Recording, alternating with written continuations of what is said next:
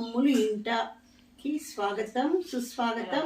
ఈరోజు చాలా సింపుల్, చాలా సరళమైన, సులభమైన ఒక రేర్ డిష్ నేను మీకు చూపించబోతున్నాను. కేవలం దానికి కావాల్సింది ఓన్లీ శనగపిండి, ఉల్లిపాయలు, కాస్త వెల్లుల్లిపాయలు, కొంచెం ఒక 2 పచ్చిమిర్చి, కరివేపాకు, ఇంతే. దీనితో మీకు ఒక చిన్న అద్భుతాన్ని నేను చేసి చూపిస్తాను నేను. ఓకేనా? నేను చెప్పాను కదా, నేను ఓన్లీ శనగపిండి, ఆనియన్స్, ఇవి ఇంతే. ఓకేనా? ఇందులో మనం కాస్త అంటే 1 స్పూన్ సాల్ట్ వేసుకోవాలి, 1 స్పూన్ అంతే. కాస్త జీలకర్ర, ఒక 1/2 స్పూన్ జీలకర్ర, 1 స్పూన్ కారం, 1 స్పూన్, ఓన్లీ 1 స్పూన్ అంతే.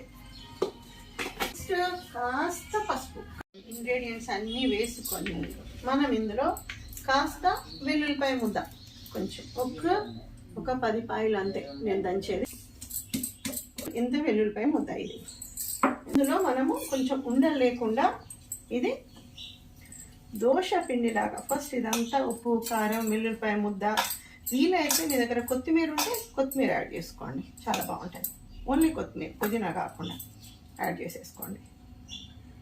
వాటర్ పోసేసుకొని మనం దీన్ని చక్కగా మన దోశ బ్యాటర్ ఎలా ఉంటుంది అలాగా కలుపుకోవాలి. ఇది ఇప్పుడు కొంచెం మనం ఇందులో లైట్గా బ్యాటర్ రెడీ అయింది కదా, మనం కొంచెం ఆయిల్ వేసేసుకోవాలి. దీనిపైన లైట్గా వేసేసుకొని ఇది కాస్త వేడెక్కిన తర్వాత దీనిపైన మనము ఆయిల్ వేడెక్కింది కదా, ఇప్పుడు మనం దీన్ని ఒక్కొక్కటి ఇలా అట్టు ఇలా పోసుకోవాలన్నమాట. అంతే. ఇది కాలిన తర్వాత తీసుకొని ఇలా మనం మనకి ఈ పిండి నేను తీసుకున్నాను కదా, ఈ పిండితో ఎన్ని అట్లు వస్తాయో అన్ని పోసేసుకున్నాం. మనం దీన్ని ఇలా పక్కన పెట్టేసుకోవాలి.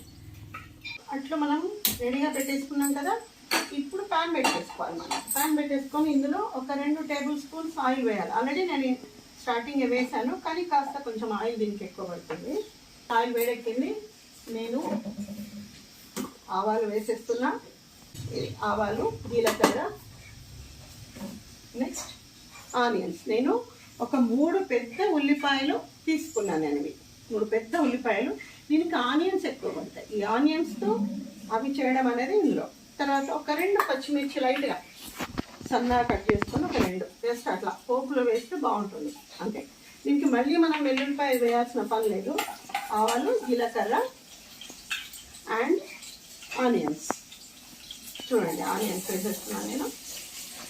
ఆనియన్స్ అంతే. ఈ ఆనియన్స్తో మనకు కాస్త వేగాలి. ఇది కొంచెం వేగిన తర్వాత మళ్ళీ మనము ఇంకా ఇందులో జింజర్, గార్లిక్ పేస్ట్ అదంతా ఏం అవసరం లేదు. ఉంటే మాత్రం కొత్తిమీర కంపల్సరీ యూజ్ చేయండి. ఓన్లీ కొత్తిమీర, మళ్ళీ మెంతి కానీ పుదీనా కానీ ఇందులో వాడకూడదు. వెల్లుల్లిపాయ కూడా నేను ఫస్టే వేసాను కదా, వెల్లుల్లిపాయ అంతవరకు సరిపోతుంది. ఎందుకంటే మళ్ళీ అల్లం వెల్లుల్లిపాయ వేస్తే అదేమవుతుందంటే దాని ఫ్లేవర్ ఈ కర్రీని డామినేట్ చేస్తుంది అన్నమాట. వేయాల్సినంత మాత్రమే ఇందులో వేసుకోవాలి. ఇప్పుడు ఇది వేగుతుంటాయి కదా, నెక్స్ట్ మనం ఇప్పుడు ఏం చేయాలంటే ఇలా అన్నీ ముక్కలు చేసి పెట్టేసుకోవాలి. మనం అది అక్కడ వేగుతుంటాయి అన్ని చిన్న చిన్న పీసెస్ ఇలా చేసి పెట్టుకోవాలి. ఇప్పుడు ఆనియన్స్ వేగినాయి, ఇంకాస్త వేగాలి. కొంచెం వేగిన తర్వాత మనం ఇందులో కరివేపాకు వేసుకోవాలి. కొంచెం కరివేపాకు ఎందులో అయినా వేసేసుకోవచ్చు.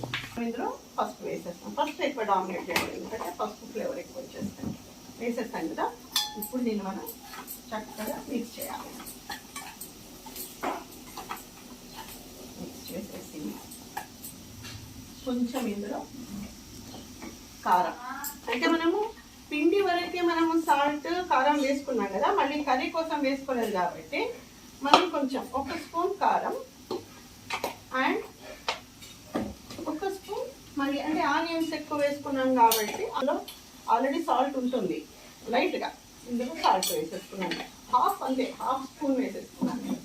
ఇది చక్కగా బాగా కలిపి, మీ దగ్గర జీలకర్ర పొడి ఉంటే కూడా వేయండి, ధనియాల పొడి ఉంటే కూడా వేయండి, బాగుంటుంది. కాకపోతే ఏది అవసరం లేదు, ఆ ఫ్లేవర్స్ డామినేట్ చేస్తాయంటే ఇప్పుడు నేను చెప్పిన పద్ధతులు అంతే. ఓన్లీ ఇందులో యాడ్ చేసేది కొత్తిమీర ఒకటే ఉంటే వేసుకోండి. ఇప్పుడు ఆనియన్స్ వేగినాయి, నేను ఈ ముక్కలన్నీ వేసేస్తున్నాను. నేను ఇది బాగా కలపాలి. ఉప్పు కారం అన్నీ వేసేసుకున్నాం కదా మనం. ఇది మంచిగా చక్కగా కలిపి ఒక 2-3 మినిట్స్ అంతే దీన్ని ఫ్రై చేసేసి ఇందులో మనం కాస్త ఎండు కొబ్బరి వేయాలి. ఇది లైట్ ఎండు కొబ్బరి చాలా బాగుంటుంది, ఫ్లేవర్ బాగుంటుంది మనకి. ఆ తర్వాత లైట్గా జస్ట్ నేను ఇలా చూపిస్తున్నా అంటే ఒక 1/2 టీ స్పూన్ నువ్వుల పొడి. ఇది మనకి లైట్గా ఒక 2-3 మినిట్స్ దీన్ని మనం ఫ్రై చేస్తే అట్టి ముక్కల కర్రీ రెడీ. లైట్గా ఇందులో పైన కొంచెం కొత్తిమీర చల్లండి, ప్రస్తుతానికి నా దగ్గర లేదు, కొత్తిమీర చల్లండి, సూపర్గా ఉంటుంది. నాకు కంపల్సరీ ఇది తినాలి, మీరు కామెంట్స్లో పెట్టాలి. ఇంకా శనగపిండితో ఇంకా అద్భుతమైన వీడియో ఇంకొకటి చేస్తాను నేను, అది చూడాలి. ప్లీజ్ లైక్ చేయండి, షేర్ చేయండి అండ్ సబ్స్క్రైబ్ చేయండి. నమస్తే.